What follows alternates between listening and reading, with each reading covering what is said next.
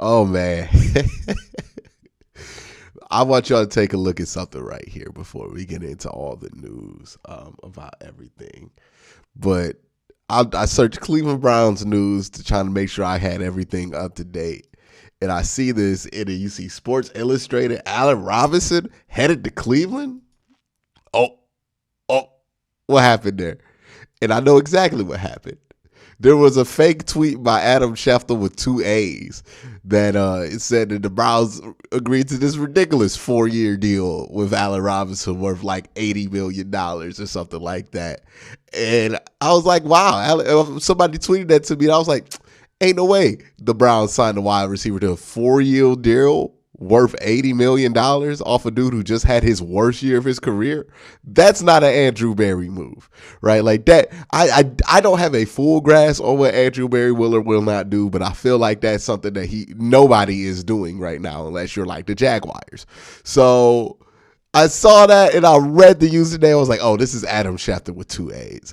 And sometimes, I'm telling y'all, when it comes to this stuff on Twitter, when you see something on Twitter, why do we react as if that is all we need to know that that is true? Google it. It takes one Google search to verify what you just saw if it's real, right? If Adam Schefter is tweeting out that Allen Robinson just got traded to the Browns, you ain't the first to know, bruh. Like, Google it.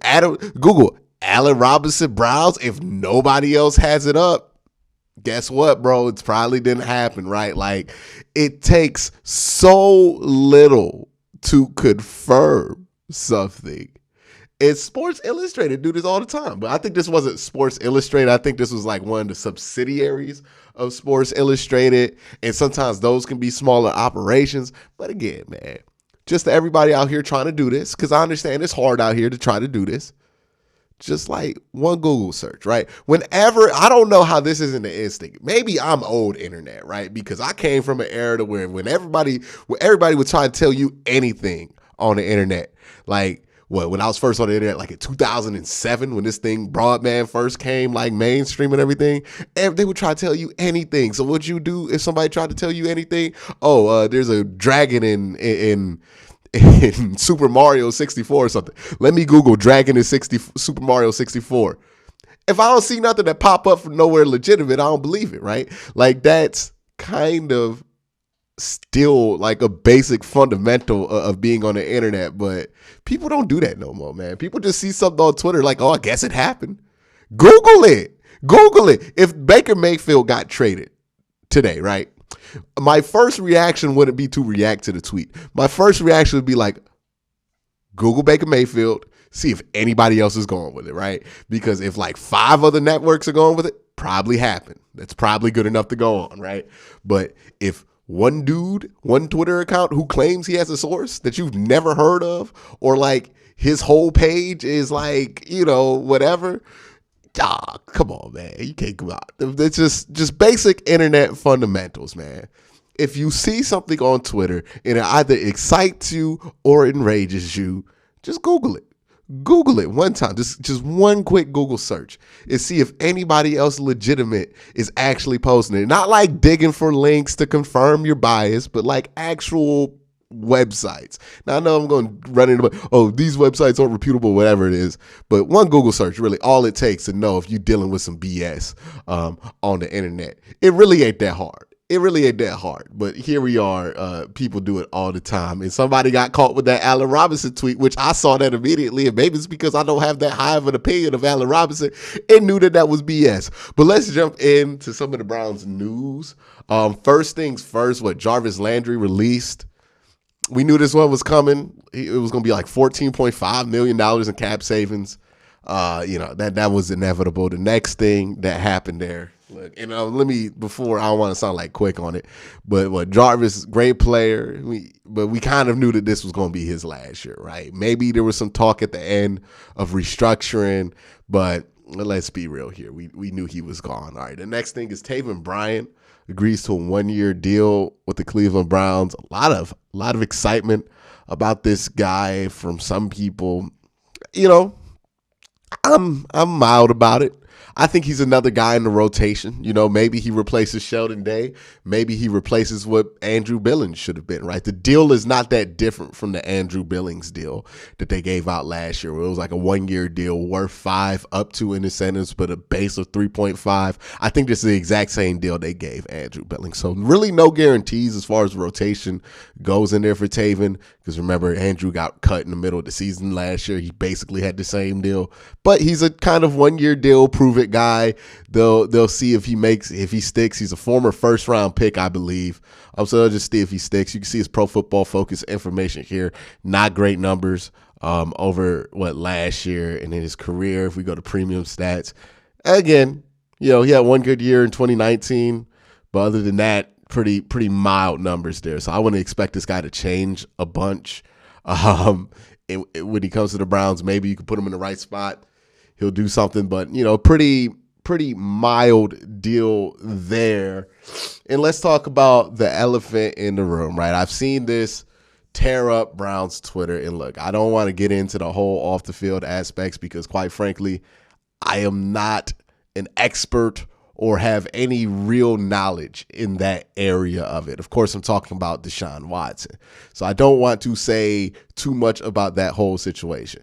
I have my own personal feelings about this. It's pretty obvious. I've not talked about Deshaun Watson this whole summer because of my own personal feelings about this. But it is something that has become kind of unavoidable at this time, right? That the Browns are one of the teams trying to pursue Deshaun Watson. I know some people don't believe that. I think it's pretty believable that they would. Not just because I'm of the opinion that if you can upgrade from Baker Mayfield, you will, or you should try to at least, or kick the tires. But also, their name's been floated out there with other teams, right, that have been trying to get rid or trying to move on from their quarterbacks. So it lines up with all the things that to be true about when a team is trying to upgrade the position. And it looks like they think that if Watson checks out all of their stuff, that they might be able to move on to him. But the thing is, I don't know how hot they are on Deshaun Watson. Do I think that they're calling about Deshaun Watson? Absolutely. They're doing their due diligence, right? Just like they probably called about Russ, just like they probably called about Aaron Rodgers, just like they probably called about Derek Carr, and they probably called, I don't know if they called about Kirk Cousins, but, they probably made all the phone calls that they needed to because they have to do their due diligence because Baker Mayfield's 4 years of sample size is not a sample size that will preclude you from going after any of those guys if they could become available. That's just a flat truth of it, right? If you could get one of those things, and we're only talking about football here, then you would probably want to get one of those guys. Now, again, Watson comes with a lot of other baggage. Like what has happened, he is not going to face criminal charges of it, but he does have a ton of civil cases there, and those are civil cases that he might have to deal with during the season. So, he has a lot on his plate still when it comes to those situations. Whether or not he's going to face legal consequences are one thing, but he's still going to have to deal with these things in a court of some kind, right? There's a ton of civil cases still against him. So that's a whole situation there. It's a lot more complicated than what people want to make it on social medias with him. And when it comes to the Browns, is there interest in Watson? Yeah, I do think there's interest in Watson at the end of the day. Yes, I do. Do I think that they're interested enough in Watson to make a huge deal? Now that might be different, right? Because the price for Watson might be different for the Browns than it is going to be for the New Orleans Saints and the Panthers, right? Because those are the other two teams linked to them. There seems to be a push by the Texans to say, hey, we don't want to deal with this guy in our conference, right? If we're going to get rid of him, and it seems like they're going to get rid of him, we don't want to deal with him in the conference. So if they are trading him in conference, it has to be extra worth their while. Now, what's been floated out there, and I don't know who floated this out there. I don't know if it's just like somebody speculating or saying like, hey, this is a package that could be put together. But it's like what, Greg Newsome, Denzel Ward or something like that. One of those two corners, a player, a Kareem Hunt, and 2 first-round picks. I've seen people react like that's a crazy amount. Again, if we're just talking about Deshaun Watson, the player, without any of the baggage that he has, it's not that crazy of an amount. 2 firsts, a couple of thirds, and then what Kareem Hunt, who's a running back. I mean, look, I like Kareem Hunt as much as anybody, but you can you can find another backup running back. You have one in Dearness Johnson if you really want to move on for Kareem Hunt. And again, getting rid of Denzel Ward ain't going to be the worst thing in the world because I don't know if they're going to re-sign him yet. So that whole situation there, look, it's a lot of speculation. It's a lot of who said this and that.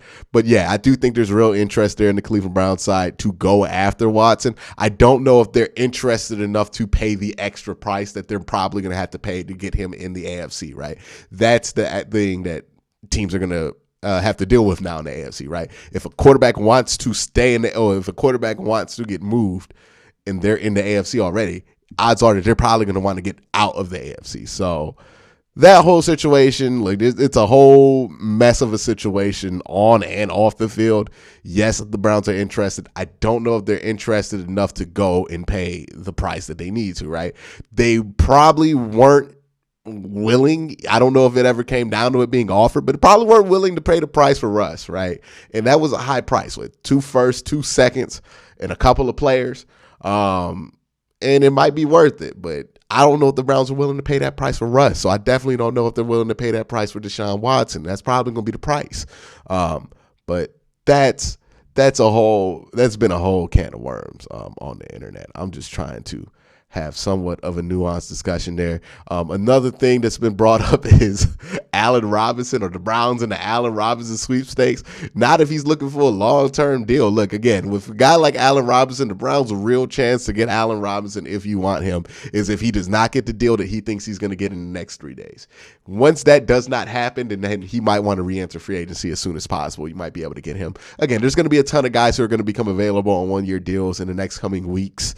We're going to have to be patient on that front about wide receivers and any other acquisitions, because again, the Browns are probably going to give out a lot of one-year deals in free agency this year because of the uncertainty that they have at the quarterback position. Now, if they go out and make a huge trade for Watson or Derek Carr or somebody like that, then that changes things, but it also changes your cap space. So either way, I don't think they're going to give out a ton of long-term deals this year, given that they're kind of in a fluid situation here. But that's been the news around the Browns, my thoughts on it. Let me know your thoughts down below.